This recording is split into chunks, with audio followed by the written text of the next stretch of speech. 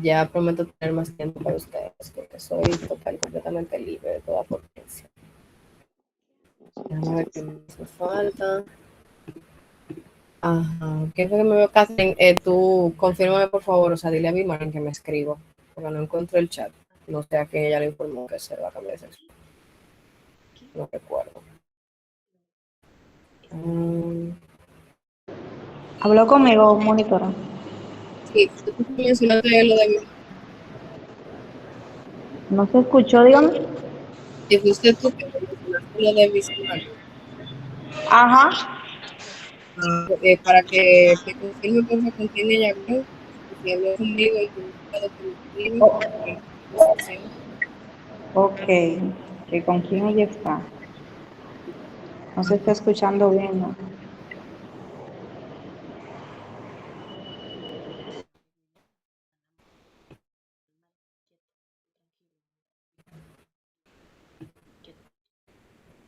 Hello, ¿me oyen?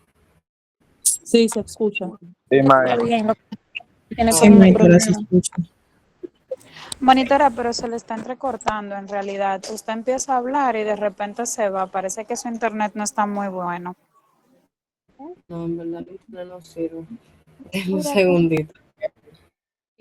Dame un segundo para terminar de poner esto. Eh,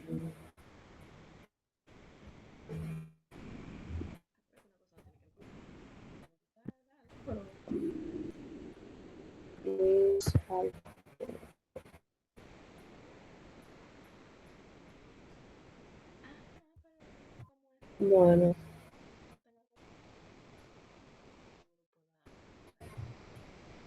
bien. Ok. Vamos a iniciar entonces. A mí solamente me ha escrito una sola persona de esta sección que se ha cambiado. Los demás o no vinieron hoy o no han venido nunca porque esta es la primera vez que registro la lista. Pero bueno, nada, mis chicas, vamos a iniciar. Ajá, Luis. Usted pasó la lista de casualidad. Claro, ya pasé 2 veces. Ay, disculpe, lo que pasa es que tuve que pagar el teléfono otra vez porque no escuchaba nada. Si no escuchan algo, es muy probable que el problema sea mío. Entonces, Para que me ponga eh, presente. si no oyen nada, recuerden decirme que no se oye, porque no tengo ni idea. Usted me puso presente en la monitor. Claro, sí. Está bien. Ahora que toque inventado. Bien, mis chicas, entonces, práctica de esta semana. Mike, tienes tu micrófono abierto, chulo. Gracias. Bien, entonces la práctica de esta semana es sobre glándulas salivales.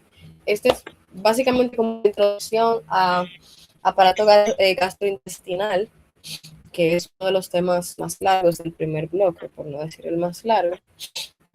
Y justamente en esta práctica damos una breve introducción, pero el día de hoy lo vamos a mantener siempre en glándulas salivales y cavidad oral. Bien. Aquí vamos a hablar sobre el tumor de Warthin, el tumor de glándula parótida, que ustedes lo vieron en patología 1. También vamos a ver ameloblastoma.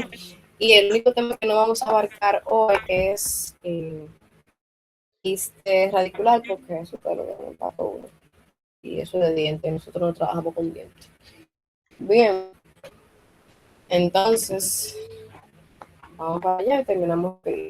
El próximo, o dos cosas. Primero, todavía, o sea, ya ha mejorado el acceso al laboratorio, sin embargo, no está apto todavía el tercer piso como para impartir clases, por lo último que vi. De todas formas, yo me voy a mantener al tanto. Y bueno, me llegó un comunicado a inicio de esta semana, el nivel decano como los docentes de LM sobre como la asistencia, que ustedes saben que ellos tienen que firmar y eso, como que quedaba suspendida la firma hasta nuevo aviso, hasta que se pudiera como, o sea, el nuevo aviso puede ser mañana o puede ser que el escrito venga. So, la información que manejan es la que manejo yo ahora mismo. Yo no tengo en plan de física, yo no trabajo en decanato, yo no sé cuándo van a terminar. Yo me mantengo yendo y viendo, pero ya ustedes saben. Les digo esto para que uno estén pendientes. O sea, si yo no le digo nada de la presencialidad de esta semana, bueno, la semana que viene, porque la de arriba, porque que viene de frío. Si yo no le digo nada, pues yo sé que nada. Seguimos viendo por esta misma vía. No le informo ningún cambio, nos vamos por aquí, para que no tengamos la preguntadera constante.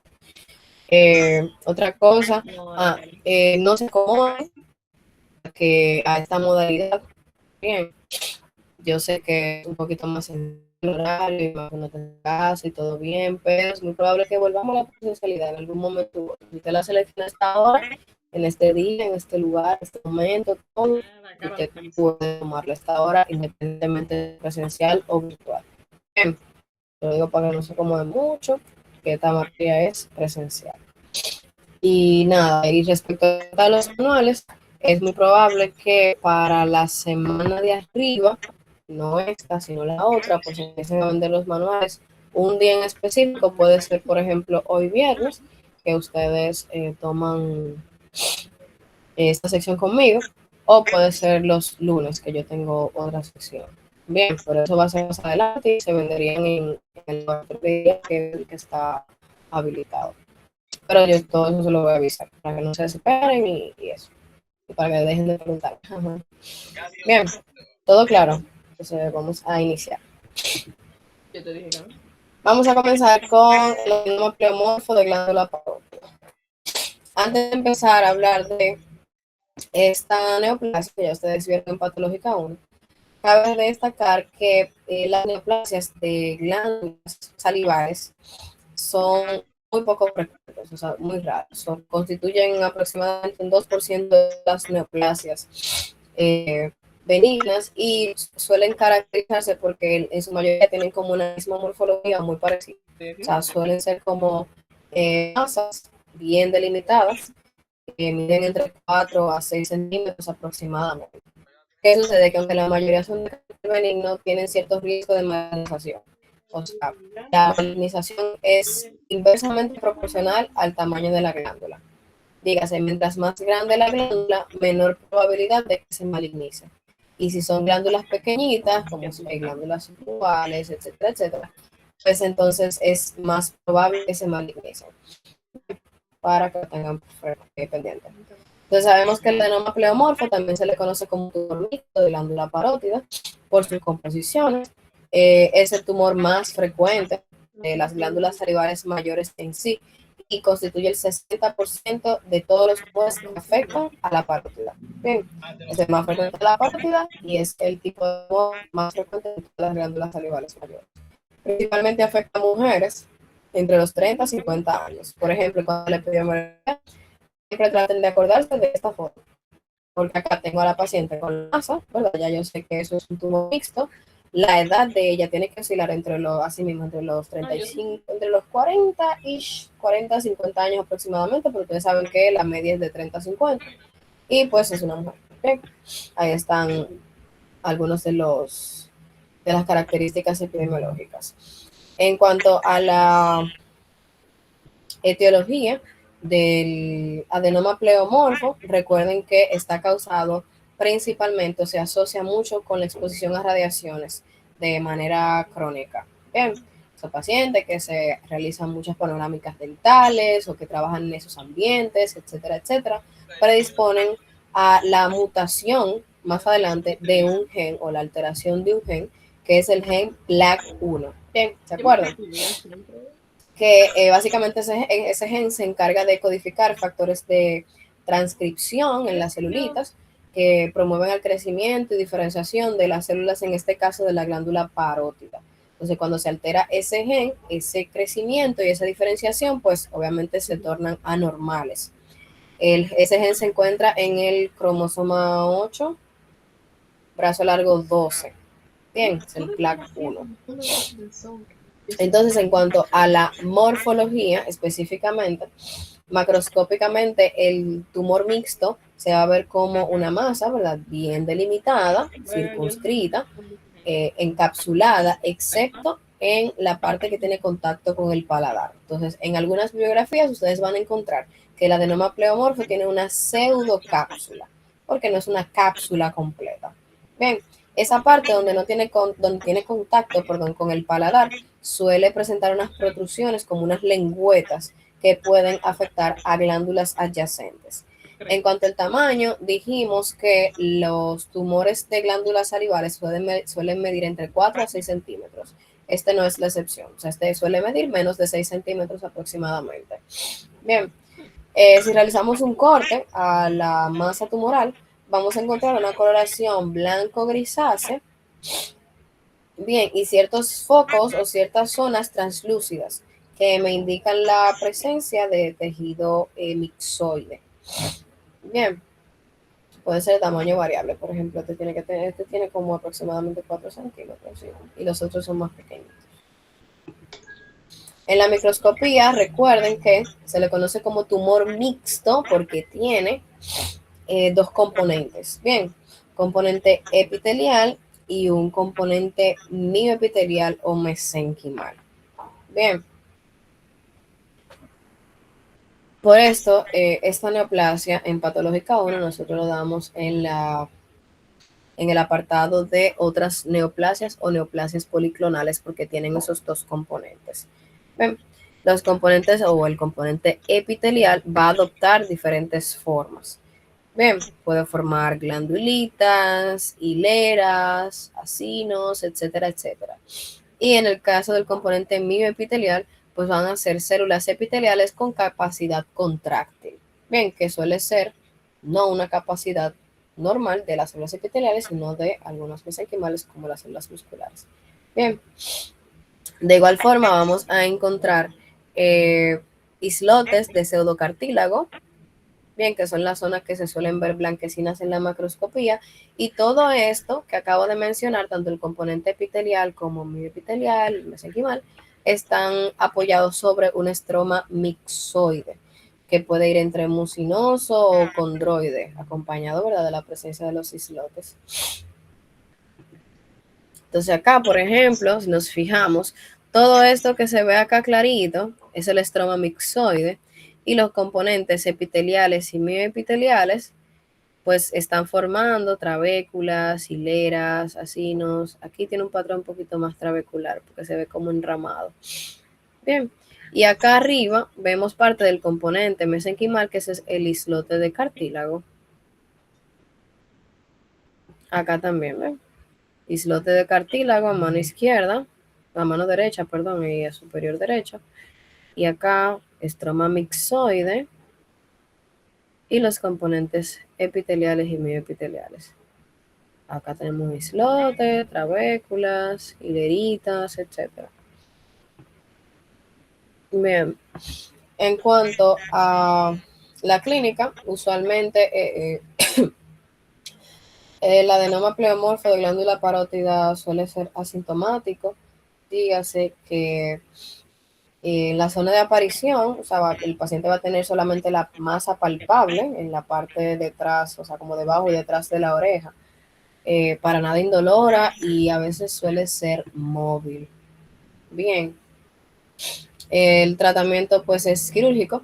Bien, se suele realizar una parotidectomía de manera superficial o total, tratando de cuidar siempre el nervio facial.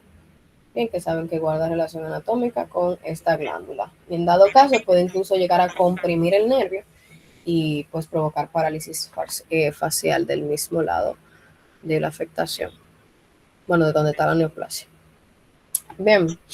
En la malignización, cuando llega a malignizarse, cambia su denominación. O sea, lo conocemos como adenoma pleomorfo de glándula parótida o tumor mixto.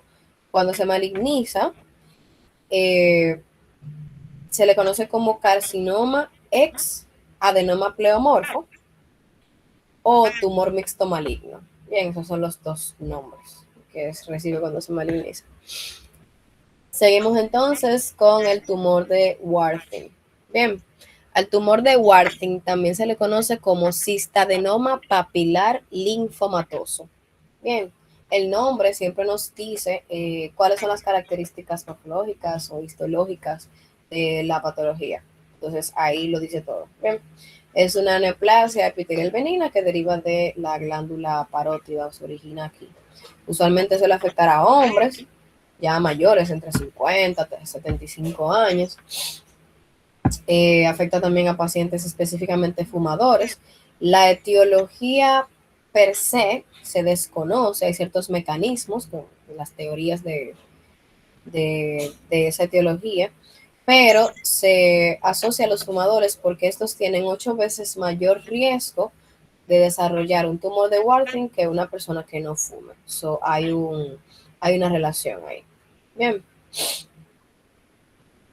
Entonces, en cuanto a su morfología, estas masas son bien encapsuladas, son bien delimitadas y suelen medir entre 2 a 5 centímetros. Bien, menos de 6 centímetros también, entre 2 a 5 centímetros. Son de una forma redonda o ovalada, esta que vemos aquí es un poquito ovalada. Si yo realizo un corte, a ver si en otro se ve, ajá. Si yo realizo un corte, entonces va a tener una coloración como blanco grisáceo y vamos a encontrar estos pequeños espacios quísticos.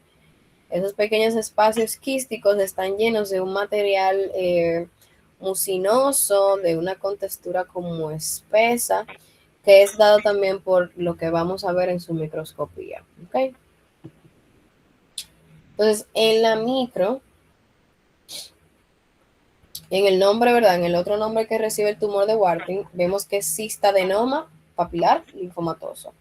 Cuando hablo de cyst, me refiero a la presencia de quistes, adenoma porque deriva de una glándula, papilar por las pequeñas, ¿verdad?, papilitas que se ven en la macroscopía, y linfomatoso porque en la micro veo la presencia abundante de linfocitos que tienen incluso la capacidad de formar centros germinativos. Bien, tenemos una estroma linfoide abundante, ¿verdad? Como acabo de mencionar. Las células epiteliales se disponen de manera que se forman como las pequeñas papilitas. Bien. Y tenemos entre uno y otro espacios quísticos que son los que en la macroscopía se van a ver acá.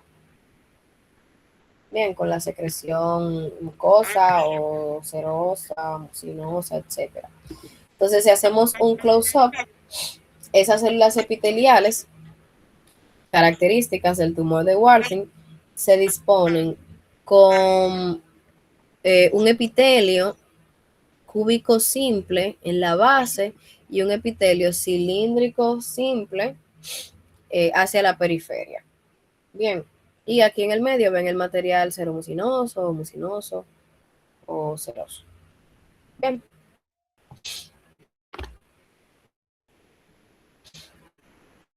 Acá igual. Ok.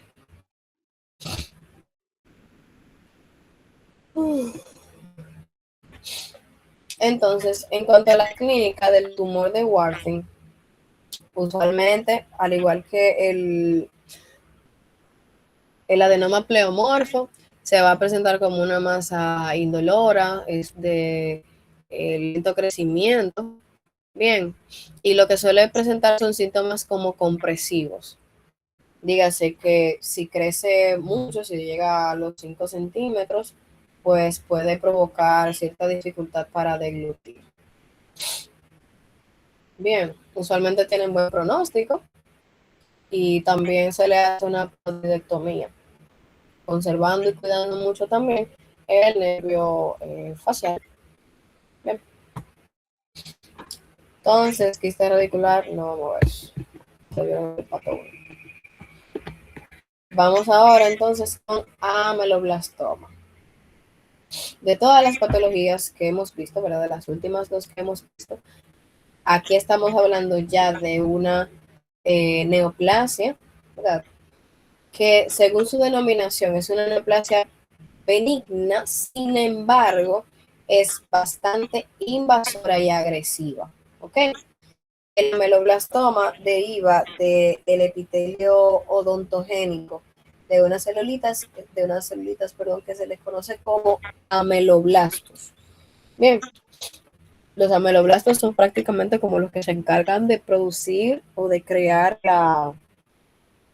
el esmalte dental. Bien, o también puede derivar de restos de celulitas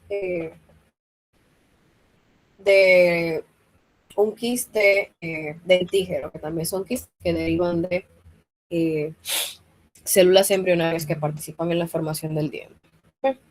Pero usualmente es de los ameloblastos, y ahí su nombre de ameloblastoma. El ameloblastoma es poco frecuente y suele afectar principalmente a mujeres entre los 30 y 50 años. Entonces ahí tenemos una comparación con el adenoma pleomorfo. El adenoma pleomorfo y el ameloblastoma comparten una población en específico en cuanto a su epidemiología. Ahí tienen un cosito para que se acuerden. Entonces, en cuanto a su etiología, ya mencionamos, ¿verdad?, que deriva de los ameloblastos u otro tipo de quistes que derivan de tejido embrionario y suelen ser de muy lento crecimiento. De muy lento crecimiento, pero tienen esa característica agresiva e invasora porque usualmente suelen invadir el hueso. Dígase que el ameloblastoma puede crecer o ir derivándose hacia el área molar, en la rama mandibular, por ejemplo, en el maxilar y también en el suelo de la cavidad nasal suele crecer. Entonces, lo que hace este tipo de neoplasia es que desplaza y va expandiendo el hueso que va afectando.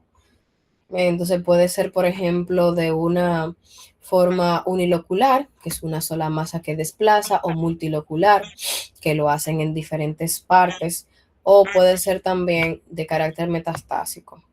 Bien, entonces en la macroscopía, bueno, esa es la única macro que hay aquí. Okay. En la macroscopía vamos a ver una masa sólida que puede ser quística en algunas ocasiones, de tamaño variable, pero cuya afectación se ve directamente en el hueso que ha elegido. Bien. En cuanto a la radiología, se puede apreciar el ameloblastoma en un patrón característico que se le conoce como patrón en pompas de jabón. Porque recuerden que puede ser una masa sólida o quística, dígase multilocular, y estas loculaciones pues hacen que se vea como ese aspecto a burbujas o pompas de jabón, donde va desplazando el hueso. Bien. Acá, una pacientita. En cuanto a sus patrones histológicos, o sea, microscópicamente puede desarrollarse de diferentes formas. Por ejemplo, tenemos el patrón folicular, que es el más frecuente, el plexiforme es el segundo en frecuencia. Podemos ver el de células basales, el acantomatoso, el de células granulares, células claras o la variante desmoplástica. Nosotros aquí mencionamos principalmente las primeras 5. Bien, los otros son variantes muy poco frecuentes. En el patrón folicular, que ya mencionamos que era el más frecuente, las células neoplásicas forman folículos, como pueden ver acá, son foliculitos, que contienen en su epitelio neoplásico prácticamente la presencia de células estrelladas.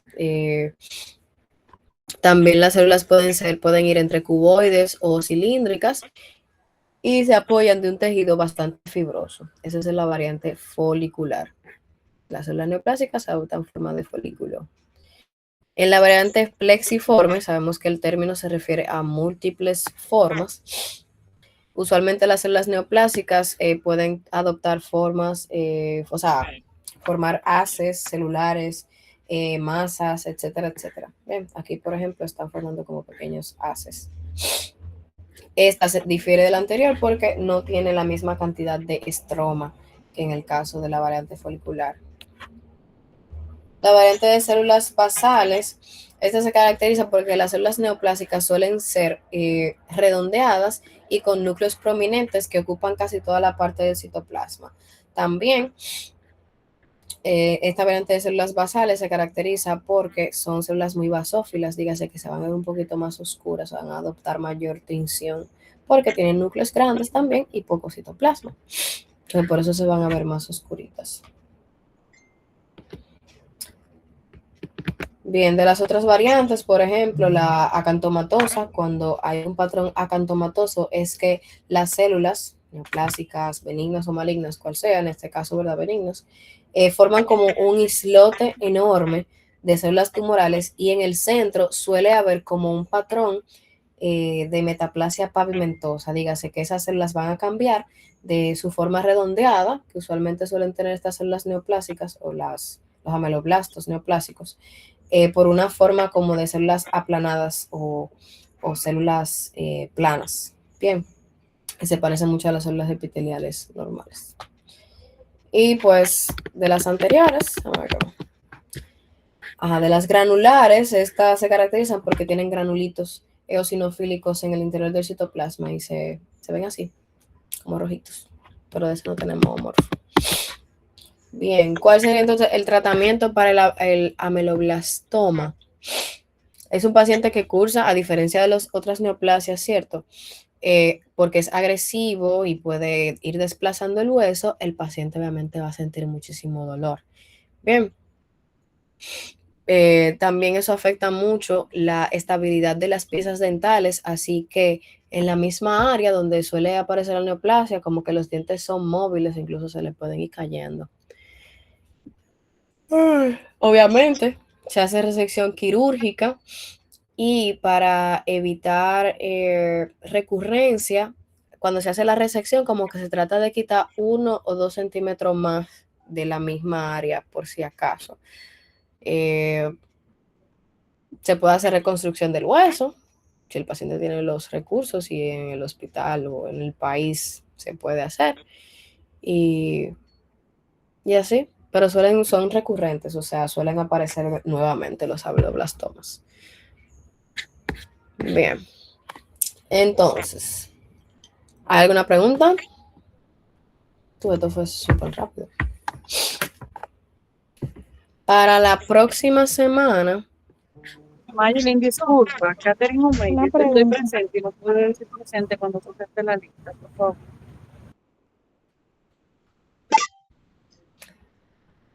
Deme un segundito. ¿Hay alguna pregunta respecto a los temas?